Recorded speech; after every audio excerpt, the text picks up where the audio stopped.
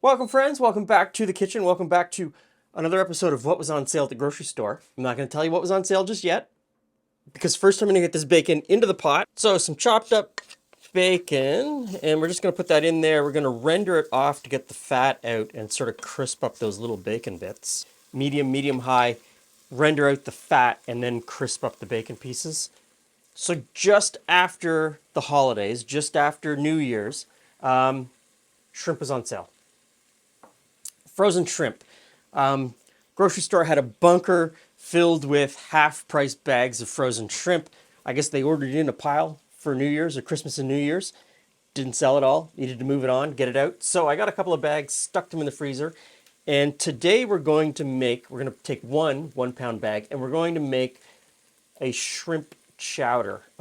Pretty easy ingredients with stuff that's mostly already in my house. Carrots, onions, potatoes, frozen corn, garlic, some spices, salt and pepper.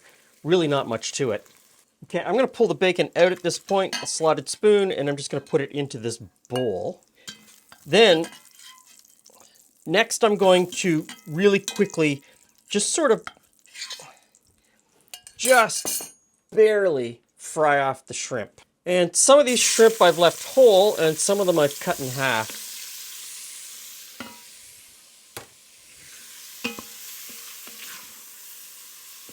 And I just want to cook them just until they're the barest amount of pink.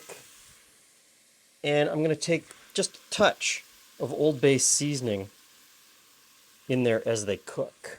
I don't want to overcook them at this point because we will be putting them back into the chowder and they will cook a little bit with all of the liquid and the other ingredients. As well as chopping some of them up, I have taken the tails off. I get it. People like to leave the tail on because it's got this great presentation, the tail, the little fan.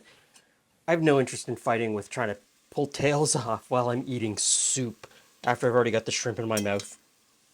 Not for me. So that takes just the barest amount of time. I'm going to move the shrimp in with the bacon. Now I'm going to throw in chopped up onion, chopped up carrot, chopped up potato, little pepper, tiny little bit of salt, and I'll explain why a little bit later. And we'll squeeze in some garlic.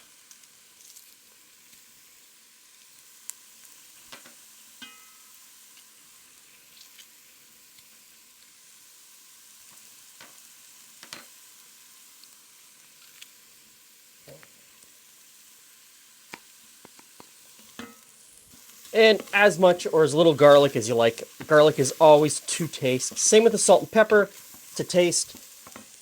I'm careful with the salt at the beginning because I'm going to be using Old Bay. And Old Bay is probably a third of that mixture is salt. And if it's not a third, like, hyperbole maybe.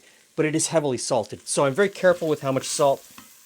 And later we're going to be putting in some chicken stock. Could also be fish stock. Could be vegetable stock. Could just be water if you wanted to, but you have to sort of take into account that there's salt in that as well. And how much salt is there. It's better to undersalt at this point, taste it later, and add more if you need to at the end. So I'm just trying to soften that onion a little bit and soften the carrot. I think we're getting there. I'm going to throw in the Old Bay and smoked paprika. And we'll mix that in, sort of get the spices to bloom a little bit. Looking good. So now I'm going to put in the chicken stock.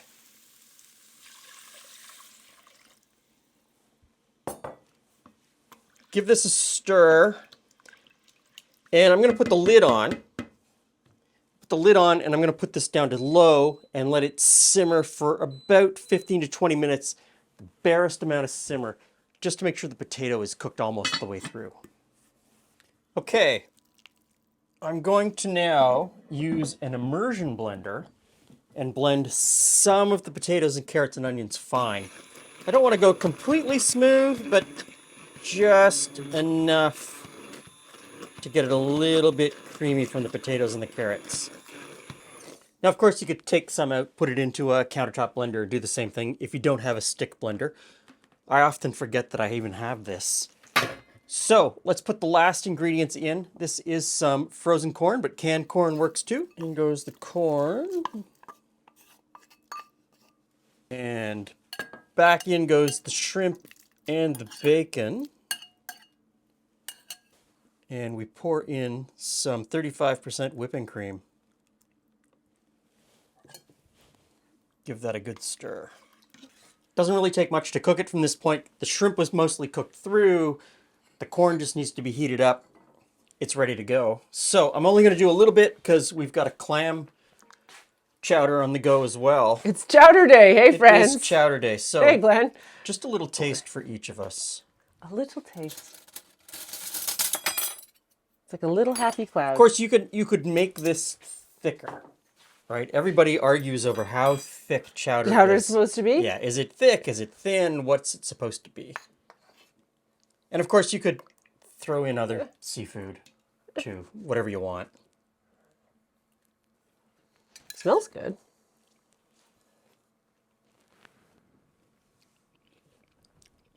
Yeah.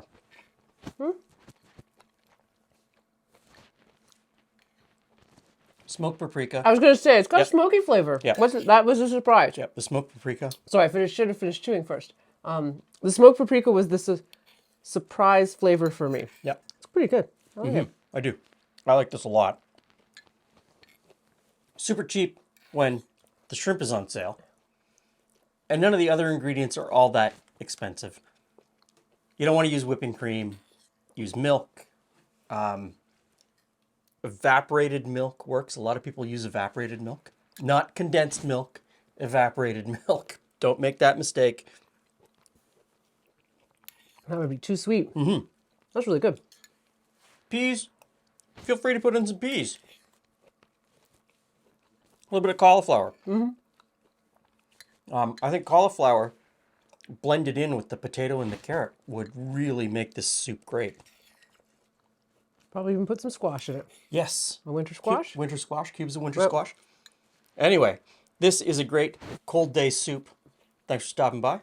See you again soon. Just watch me do this.